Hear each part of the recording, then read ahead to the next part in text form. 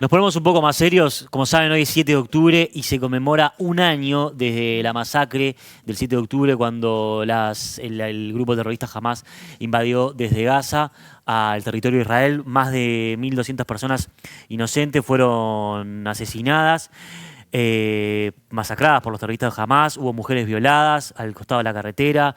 Hubo más de 250 personas secuestradas que todavía algunos continúan bajo secuestro y fue el día más mortífero para los judíos desde el Holocausto. Es por eso que estamos en contacto vía Zoom, contacto telefónico para los que estén desde FM Hit, con Ronnie Kaplan, el portavoz de las Fuerzas de Defensa de Israel, para recordar un poco, para saber cómo están viviendo el día de hoy y para hablar un poco de cómo sigue el conflicto en general. Ronnie, mucho gusto, ¿cómo estás? Hola, Bernardo, un gusto estar contigo y con tu gente allí. Esperá que no te estoy escuchando. No te estamos escuchando. A ver. Ronnie, para arrancar, quiero preguntarte cómo se está viviendo el día de hoy. Ahí sé que hay muchos actos de conmemoración. ¿Cómo ves a la sociedad israelí? Bueno, es un día de duelo porque al fin y al cabo todo israelí tiene acá un amigo, un hermano, un primo, alguien cercano que fue o asesinado o secuestrado este año prácticamente. Y al mismo tiempo estamos luchando. El día de hoy ya cayeron 5 cohetes en la zona de Tel Aviv lanzados por Hamas, varios más en la zona del norte lanzados por Hezbollah. Entonces tampoco tenemos mucho tiempo para estar de duelo, sino que estamos luchando con mucha esperanza de poder dar vuelta a esto, que no es una guerra solamente contra Hamas, sino que es una guerra contra 7 frentes que están, una coalición, digamos, de proxies o de agentes que están liderados por Irán y que ya hace un año nos vienen lanzando todo tipo de proyectiles, sean cohetes, misiles, drones o todo lo que sea acá a la población israelí, la verdad. Bien, el eje de la resistencia se da por llamar a estas milicias que respalda Irán. ¿Por cuáles se conforma? ¿Por quiénes, perdón? Sí, se conforma por en la franja de Gaza, Hezbollah, la Jihad Islámica Palestina y otros elementos más. Toda la zona del Líbano perdón, en la franja de Gaza, Hamas y la Jihad Islámica Palestina, en la zona del Líbano, Hezbollah, Al-Amal, Hamas Líbano. En la zona de Siria hay unas 12 milicias chiitas pro-iraníes. En la zona de Irak también las milicias iraníes. Hay grupos también en la zona de Judea y Samaria que están financiados por Irán, lo que a veces llama también Cisjordania. En la zona del Yemen están los hutíes, allí en esa zona, y obviamente el propio Irán también, ¿verdad? Ujú. Entonces, se han intentado de plantear este conflicto, de presentar este conflicto como una guerra entre Israel y Gaza, pero en realidad lo que pasó el 7 de octubre no podía haber sucedido sin el apoyo, la financiación, el entrenamiento, la transferencia de tecnología de Irán al Hamas, y así con todos estos actores alrededor de Israel, que, como te digo, todo lo que están lanzando tiene la misma casa matriz, al fin y al cabo, de distintas partes del Medio Oriente, pero tiene la misma casa matriz, que es el régimen de los ayatolás en Teherán, que abiertamente dice que quiere borrar Israel del mapa. Ujú. Ronnie, quiero preguntarte, el 7 de octubre, es verdad, empezó una guerra con Hamas, como vos decías, es una milicia que está financiada por Irán, pero en abril y recientemente Irán envió misiles a Israel, la semana pasada sonaron las sirenas en todo el territorio. Hubo un cambio, perdón, en el conflicto en el cual Irán abiertamente se declara en guerra o se declara en conflicto con Israel. ¿Qué lectura haces? Porque ya deja de ser milicias o grupos armados terroristas, ahora es un país. Sí, te cuento, Bernardo. Mira, por un lado, Irán prefiere pegarle a Israel por intermedio de otros, lo que se dice por intermedio de agentes o proxies. Ujú. En el momento que comenzamos a avanzar mucho en el desmantelamiento de Hamas y comenzamos a luchar frente a frente con Hezbollah, se tiene que meter directamente, ¿verdad? Prefiere que te peguen sus amigos y no hacerlo de forma directa. Y también, Bernardo, es importante tener en cuenta que estamos hablando de un Hamas que tiene unos 40.000 hombres, 24 batallones, tenía o sea, el 7 de octubre tenía 24 batallones, logramos desmantelar 23, unos 30.000 cohetes también apuntando a Israel, y un Hezbollah que es el ejército no estatal más importante del mundo, con 100.000 hombres y más de 150.000 cohetes apuntando a Israel antes del 7 de octubre, misiles y todo tipo de armamentos de allí. Simplemente en términos, digamos, comparativos, Hezbollah es un ejército, si bien es terrorista, más fuerte que cualquier otro ejército en América Latina. Ronnie, te pregunto, yo soy Rosina, a mí me pasa que todo lo que me informo es por la prensa internacional y leía hoy en El País de España que Israel lanzó ataques en todo Gaza que alcanzaron a un hospital justamente en este aniversario y te quería preguntar cómo se justifican o cuál es la razón de estos ataques que lanza Israel. Sí, gracias por la pregunta. Mirá, lo que está pasando en la Franja de Gaza, básicamente, es que el ejército terrorista se disuelve de alguna manera en las fases anteriores de esta guerra, están intentando de reagruparse y armarse como guerrillas en distintos lugares donde piensan que Israel no los va a alcanzar. Cuando hablamos de un hospital, estamos hablando de una zona muy, muy grande. Yo no conozco algún alcance, alguna operación que hayamos hecho en un hospital hoy, pero muchas veces ellos se meten adentro de un hospital y intentan de reagruparse allá adentro de tal manera que Israel no los alcance. Pero hay que tener en cuenta, Rosina, que nosotros tenemos en este momento, hemos enviado a la Franja de Gaza en todo este año más de 43 millones de avisos a la población civil para que se mueva de sitios, digamos, de sitios que son peligrosos, que tienen que irse para no ser dañados. La intención acá es todo el tiempo separar, es decir, separar a los civiles de los terroristas, intentando de maximizar el daño a los terroristas y minimizar el daño a los civiles, y ellos lo que intentan hacer es juntarlos de forma constante, ¿verdad? Y acá tenemos un grupo terrorista que durante 17 años se mimetiza, se incrusta debajo de la población o dentro de la población civil. Por otro lado, toma a secuestrados, tenemos 101 secuestrados de forma continua este año dentro de la Franja de Gaza, allí en los túneles de Hamas. Y por un tercer lugar, ataca indiscriminadamente a civiles israelíes, mientras que Israel, te vuelvo a repetir, ha intentado de defender a su población civil, como cualquier Estado tiene que hacerlo frente a amenazas externas, en este caso Hamas, y por otro lado, intentar de minimizar el daño a los civiles. Por eso también Israel ha permitido el pasaje de más de 1.1 billones, es decir, 1.1 mil millones de kilogramos de ayuda humanitaria para la población civil en Gaza en el último año, y eso es básicamente, ¿no? Pero sí, no cabe duda que hay un intento, digamos, de legitimizar a Israel y de alguna manera hacer un doble estándar, ¿verdad? Una cosa es Israel, pero cualquier otro de los 194 países en el mundo que esté en este tipo de situación no sería juzgado por Israel por una parte de la propia prensa española.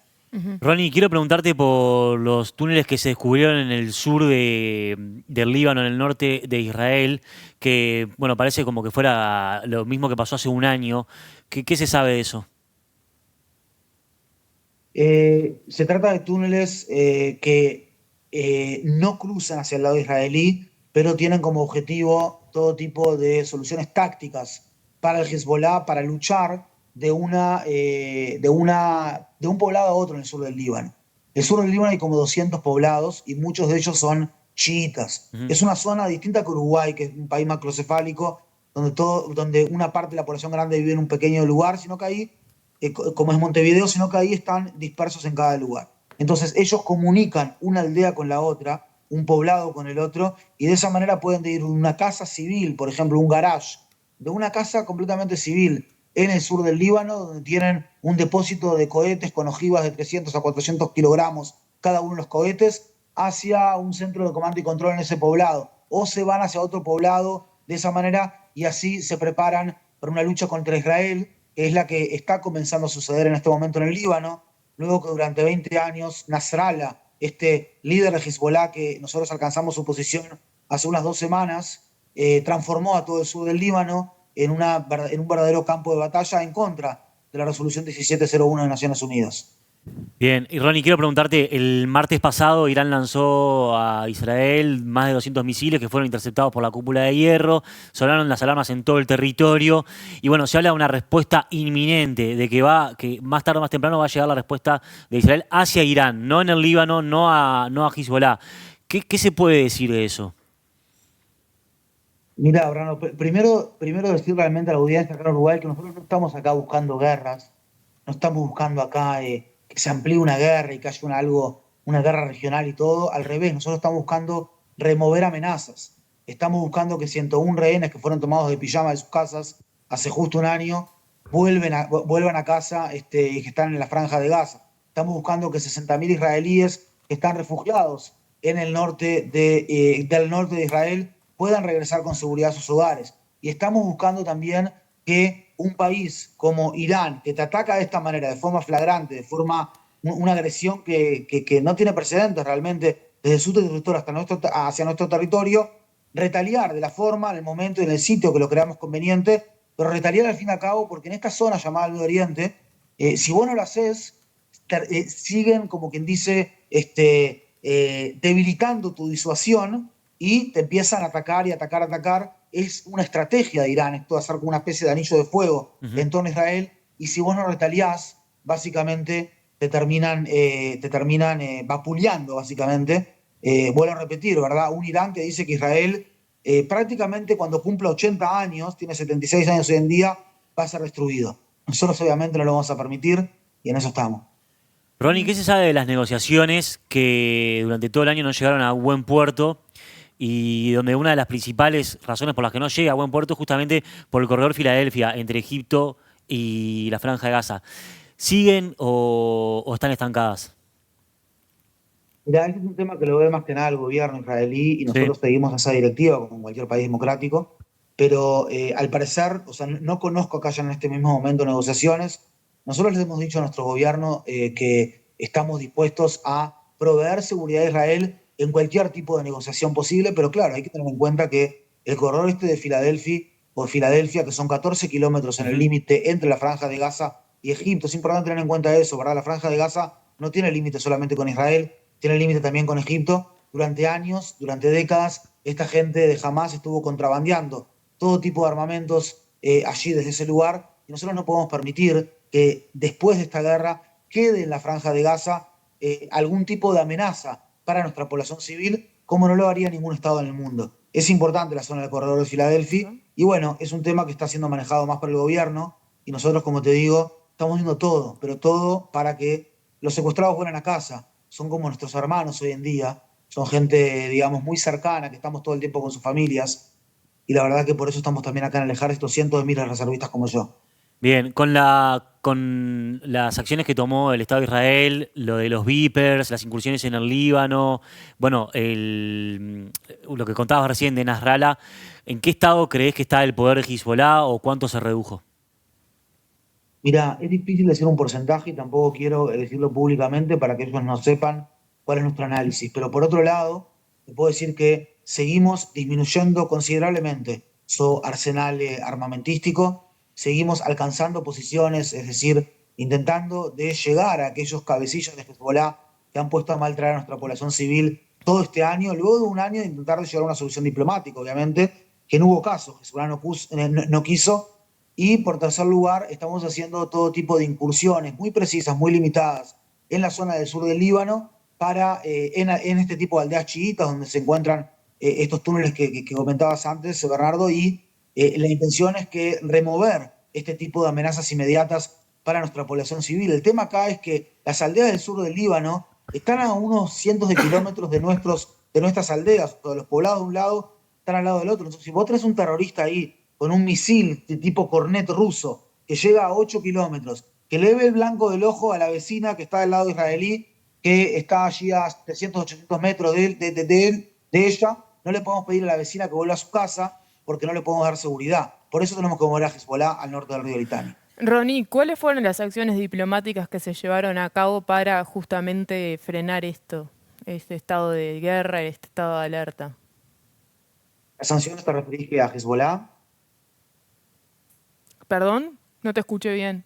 No entendí, ¿te referís a las sanciones diplomáticas aquí en a No, Hezbollah? sí, que vos mencionaste las acciones diplomáticas que se estaban Ah, llevando a cabo para justamente que dejara de morir gente, dejaran de morir civiles, etcétera. Mirá, si estamos hablando del límite con el Líbano, es decir, que hay allí un grupo terrorista o considerado como terrorista por una gran parte de la comunidad internacional, como es el Hezbollah, que lo que sucede es que ellos, según la resolución 1701 de Naciones Unidas de agosto del 2006, no pueden militarizar el sur del Líbano, ¿verdad? Ujú. Nosotros estamos acostumbrados, los que estudiamos ahí ciencias políticas en la calle Martínez Trueba, no sé si sigue estando ahí constituyente, de Sí, que sí. el Estado tiene el monopolio del uso de la fuerza, o tiene que tenerlo. En Uruguay son las fuerzas de seguridad, la policía, el ejército, etc.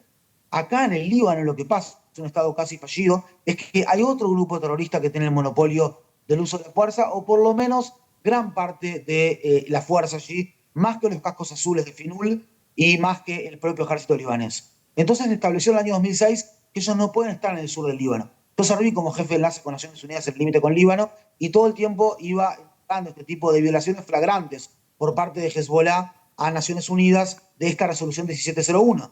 No pueden estar ahí porque ponen a mal traer a nuestra población.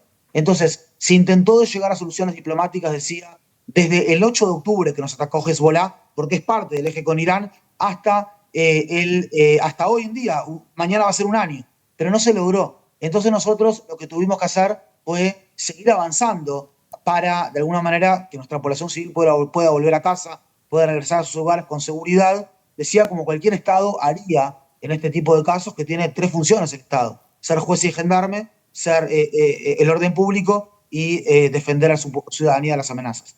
Bien. Bien. Ronnie, sabemos que estás corto de tiempo, pero quería preguntarte una pregunta personal. Sos padre de familia, trabajás Los en... escucho cortados. Que sabemos que estás corto de tiempo, pero quería aprovechar para hacerte una pregunta personal. Sé que sos padre de familia y trabajás en otras cosas. ¿Hace cuánto estás 100% dedicado a la comunicación del ejército? Perdón, Bernardo, estoy escuchando un poco cortado, no sé si puede mejorar el audio. Voy de vuelta. Que sabemos que estás corto de tiempo. ¿Me escuchás ahí? Mazo, no Eh, mucho. no sé si podemos arreglar ahí el sonido, Ricky, y si no, colgamos y llamamos de nuevo. No, de acá tendría que estar saliendo todo bien. A ver, probá de nuevo. A ver ahí, Ronnie, ¿me escuchás bien? No mucho, Bueno, perdón. vamos a Escucho muy dejar, cortado. perdón, vamos a dejar entonces la comunicación acá. Te saludamos. Gracias por este contacto telefónico y será Un hasta la abrazo. próxima. Muchas gracias. Chao, gracias. Gracias. Hasta luego. Chao, chao. Bien, muy bien. Ahí pasó el contacto telefónico con Ronnie Kaplan, el vocero del ejército de Israel para habla hispana.